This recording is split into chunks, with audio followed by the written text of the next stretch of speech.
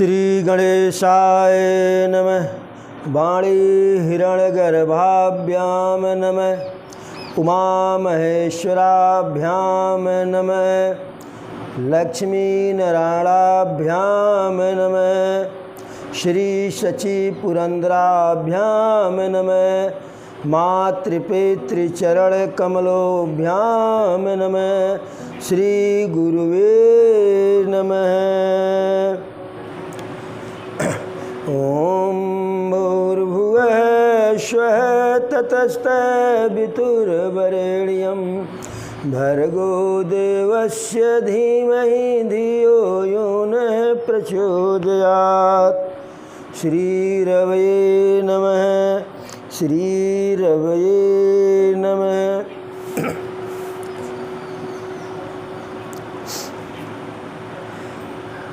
काकभुसुंडी को श्राप देने के पश्चात उनके गुरुदेव के द्वारा भगवान शिव की स्तुति किए जाने के बाद शिव जी प्रसन्न हुए और काकभुसुंडी के गुरुदेव से कहे कि यद्यपि इसे श्राप दिया गया है तो यह हजारों जन्म हजारों योनि को प्राप्त करेगा, किंतु यह श्राप इसका जो है आशीर्वाद में बदल जाएगा। जन्म मृत्यु के समय जो असह्य पीड़ा होती है वह पीड़ा इसे नहीं होगी और जितना भी जन्म जन्मेगा किसी भी जन्म में जन्म की सारी बातें इसे विस्मरण नहीं होंगी, कुछ भी नहीं विस्मरण होगा। यानी जो ज्ञान है वह जो है भूलेगा नहीं। इस प्रकार से शिव जी काकभुसुंडी के गुरुदेव के कारण काकभुसुंडी को एक तरह से वरदान दिए और कहे कि यह जो चाहेंगे वह करेंगे, जहाँ चाहेंगे तहाँ पहुँचेंगे। इनके इस जो है इनकी यह निर्बाध गति रहेगी, अबाध गति रहेगी। और तब उसके बाद उस आशीर्वाद के प्रभाव के चलते काकभुसुंडी जी अनेकों जन्म को जो है अनेकों शरीर को धारण किए और जो भी शरीर धारण करते थे काकभुसुंडी जी गरुड़ जी से कहते हैं, हे गरुड़ जी, मैं इस त्रियक योनि में अर्थात पशु पक्षी देवता मानव जो भी शरीर धारण करता था तो जहाँ भी रहता था वहाँ प्रभु श्री राम का भजन करता था और उन्हीं का अनुसरण करता था। एक शूल मोहि बिसरन काऊ और गुरु कर कोमल शील सुभाऊ। लेकिन काकभुसुंडी जी कहते हैं कि मेरे हृदय में एक शूल बना रहा, एक कष्ट बना रहा, और वह क्या? गुरु जी का कोमल सुशील स्वभाव जो मुझे कभी नहीं भूलता था। पुनः काकभुसुंडी जी चरम देह द्विजय कयमय पाई और सुर दुर्लभ पुराण श्रुति गाई। काकभुसुंडी जी कहते हैं, हे गरुड़ जी, अंतिम बार में जो कावे की शरीर पाया इसके पहले अंतिम बार में ब्राह्मण का शरीर मानव के रूप में प्राप्त किया और सुर दुर्लभ पुराण श्रुति गाई। वह शरीर धारण किया कि जो देवताओं के लिए भी दुर्लभ है, ऐसा वेद पुराणों में वर्णन है, कहा भी गया है। अरे बड़े भाग मानुष तन पावा। तो जब वह शरीर हमें मिला तो हम क्या किए? अरे खेलऊँ तहु बालकन मिला और करऊँ सकल रघुनायक लीला।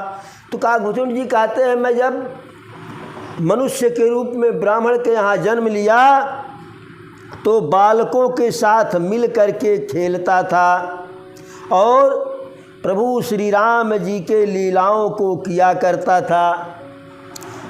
और जब मैं थोड़ा बड़ा हुआ तो माता पिता मुझे पढ़ाने का प्रयास किए पिताजी, लेकिन समझऊ सुनऊ गुनऊ नहीं भावा।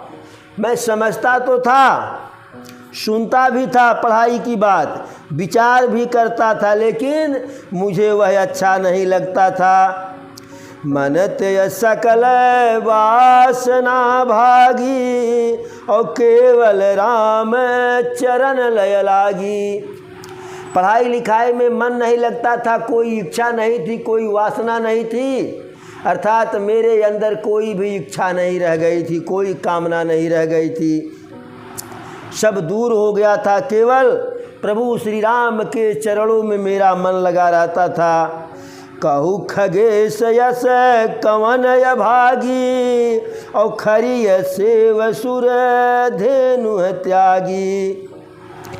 कहते हैं काकुसुंड जी, हे गरुड़ जी, ऐसा कौन सा भागा होगा कि जो खरी सेव सुरधेनु त्यागी, कामधेनु को छोड़ करके गदही को दुहेगा या गदही की सेवा करेगा। प्रेम मगन मोहि कछु न सोहाई और हारऊ पिता पढ़ाई पढ़ाई। मैं प्रभु के प्रेम में, प्रभु के चरणों में, प्रभु के भजन में ऐसा मगन था कि और कुछ मुझे अच्छा नहीं लगता था। और इसी के कारण हमारे पिताजी हमको पढ़ा पढ़ा करके थक गए, हार गए। और जब पिताजी काल का कलेवा बने, अर्थात पिताजी का स्वर्गवास हुआ, तो मैं भजन के लिए, प्रभु के भजन के लिए, श्री राम के भजन के लिए वन में चला गया। और जहाँ जहाँ उस वन में मैं ऋषि मुनियों को पाता था, उनके आश्रम में जा कर के उन्हें प्रणाम करता था, उन्हें नतमस्तक होता था। और उन सब से अरे बूझहुत नहीं राम गुण गा, और सारे ऋषि मुनियों से, सारे संतों से प्रभु श्री राम की कथाएं पूछता था और प्रसन्न हो करके हे गरुड़ जी मैं उसको सुनता भी था। सुनऊँ फिरऊँ हरि गुण अनुवादा अव्याहत गति शंभु प्रसादा। इस प्रकार से मैं प्रभु श्री राम जी के गुणों को, कथा को सुनता था, इधर से उधर जो है अव्याहत गति शंभु प्रसादा, क्योंकि शिव की कृपा से मेरी निर्बाध गति थी, मैं जहाँ चाहता था वहाँ चला जाता था, मुझे कोई रोक टोक नहीं थी। छूटी त्रिविधि सना गाढ़ी और एक लाल साउरयति बाढ़ी। छूटी त्रिविधि सना गाढ़ी, जो तीनों प्रकार की इच्छा होती है, पुत्र की, धन की और मान सम्मान की, यह जो है छूट गई, यह समाप्त हो गई मेरे अंदर से। न तो पुत्र प्राप्ति की इच्छा थी, न तो धन की इच्छा थी, और न ही मान सम्मान पाने की इच्छा थी। एक लालसा उरयति बाढ़ी, मेरे हृदय में मात्र एक ही लालसा थी, एक ही इच्छा थी। और वह इच्छा क्या थी आप सुनिए गरुड़ जी। राम चरण बारिज जब देखूं और तब निज जन में सफल कर लेखूं। जब प्रभु श्री रामचंद्र जी के चरण कमलों को देख लूं तो वही समझिए कि मेरा जीवन धन्य हो गया। और जेहि पूछऊँ सोई मुनुअस कहीं और ईश्वर सर्वभूतमय हई। मैं जिस भी ऋषि मुनि से, जिस भी प्रभु के भक्त से पूछता था तो सबके सब कहते थे ईश्वर सर्वभूतमय है, अर्थात सब में है, सर्व जगह है। यह निर्गुण मत मुझे जो है अच्छा नहीं लगता था, क्योंकि मेरे हृदय में तो सगुण श्री रामचंद्र जी का जो है वो स्वरूप विराजमान था। गुरु के यह बचन सुरति करी राम चरण मनुलाग, रघुपति जस गावत फिरे छन छन नव अनुराग।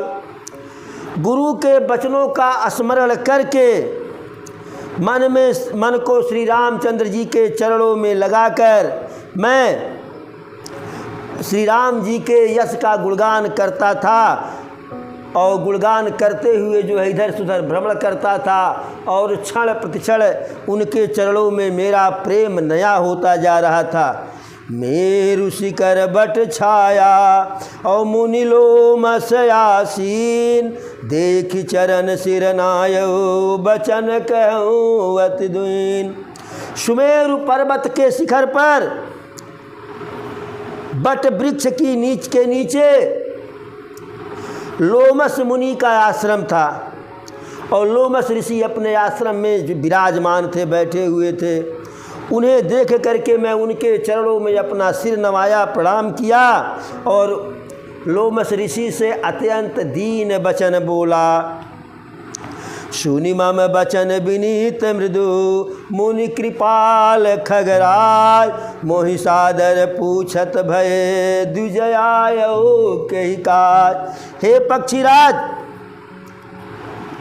मेरे दीन वचनों को सुन करके, दीन विनती को सुन करके कृपाल लोमस मुनि मुझसे सादर पूछे, हे ब्राह्मण बताओ किस लिए आए हो हमारे पास।